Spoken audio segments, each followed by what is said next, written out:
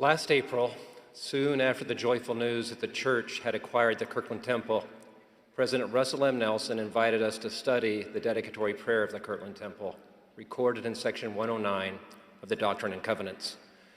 The dedicatory prayer, said President Nelson, is a tutorial about how the temple spiritually empowers you and me to meet the challenges of life in these last days. I am sure that your study of section 109 yielded insights that blessed you. This evening, I share a couple of things I learned as I followed our prophet's invitation. The peace-giving path down which my study led reminded me that the Lord is merciful and that our Heavenly Father's plan of mercy, plan of salvation, is truly a plan of mercy. As you may be aware, newly called missionaries are encouraged to receive the temple endowment as soon as possible and to attend the temple as often as circumstances allow. Once endowed, they also may serve as temple workers before they begin missionary service. Time in the temple before entering the MTC can be a wonderful blessing for new missionaries as they learn more about temple covenants before sharing the blessing of those covenants with the world. But in studying section 109, I learned that in the temple, God empowers new missionaries, indeed all of us, in an additional sacred way. In the dedicatory prayer given by Revelation, Joseph prayed that when thy servant shall go out from thy house to bear testimony of thy name, the hearts of all people would be softened, both the great ones of the earth and all the poor, the needy, and the afflicted. He prayed that their prejudices may give way before the truth, and thy people may obtain favor in the sight of all, that all the ends of the earth may know that we, thy servants, have heard thy voice, and that thou hast sent us. This is a beautiful promise for a newly called missionary, to have prejudices give way before the truth, to obtain favor in the sight of all, and to have the world know that they are sent by the Lord. Each of us surely needs these same blessings. What a blessing it would be to have hearts softened as we interact with neighbors and co-workers. Now, the dedicatory prayer does not explain exactly how our time in the temple will soften others' hearts, but I am convinced it is bound up with how time in the house of the Lord softens our own hearts by centering us on Jesus Christ and his mercy.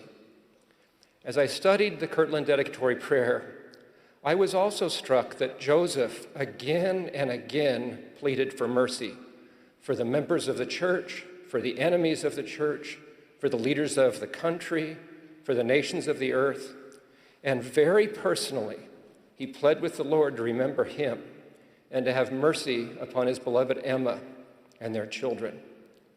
How must Joseph have felt 1 week later, on Easter Day, April 3rd, 1836, in the Kirtland Temple, when the Savior appeared to him and Oliver Cowdery, and as recorded in section 110 of the Doctrine and Covenants said, I have accepted this house and my name shall be here, and I will manifest myself to my people in mercy in this house. This promise of mercy must have had special meaning to Joseph. And as President Nelson taught last April, this promise also applies to every dedicated temple today. There are so many ways in which we each can find mercy in the house of the Lord. This has been true since the Lord first commanded Israel to build a tabernacle and to place at its center the mercy seat. In the temple, we find mercy in the covenants we make. Those covenants, in addition to the baptismal covenant, bind us to the Father and the Son and give us increased access to what President Nelson has taught is a special kind of love and mercy called chesed in Hebrew. We find mercy also in the opportunity to be sealed to our families for eternity. In the temple, we come to understand with greater clarity that the creation, the fall, the Savior's atoning sacrifice, and our very ability to enter again into our Heavenly Father's presence, indeed every part of the plan of salvation, is a manifestation of mercy. It might be said that the plan of salvation is a plan of happiness precisely because it is a plan of mercy.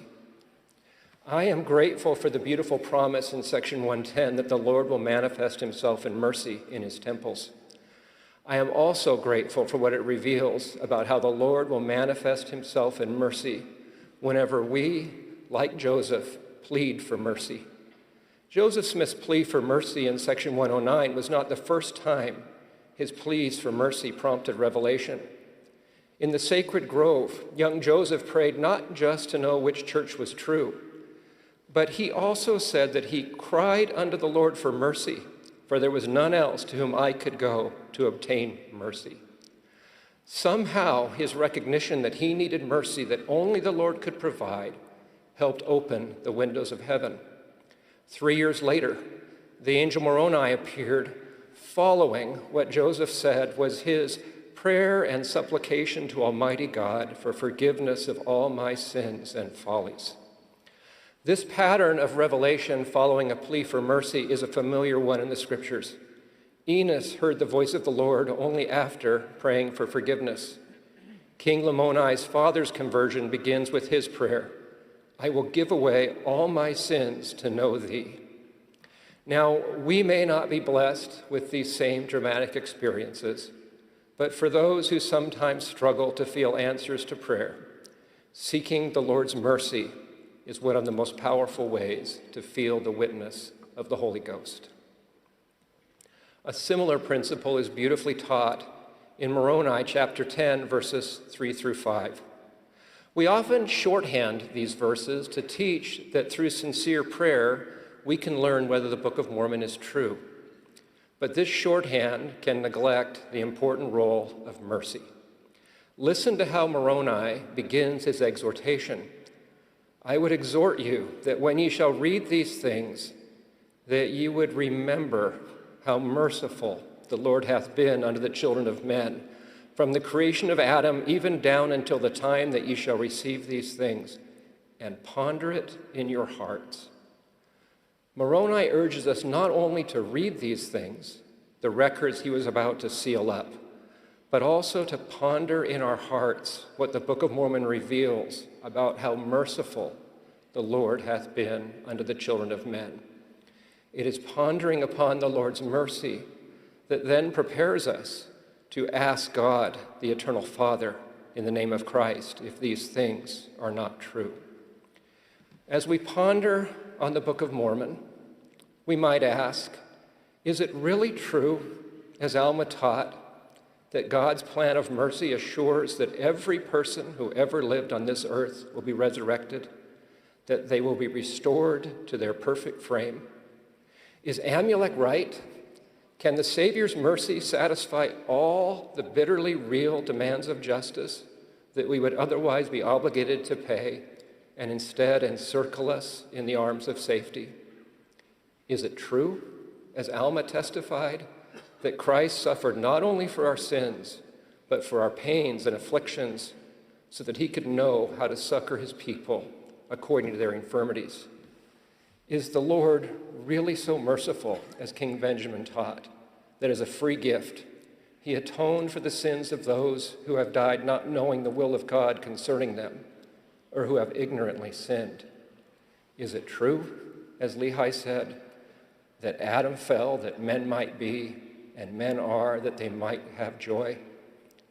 And is it really true, as Abinadi testified, quoting Isaiah, that Jesus Christ was wounded for our transgressions, he was bruised for our iniquities, the chastisement of our peace was upon him, and with his stripes we are healed?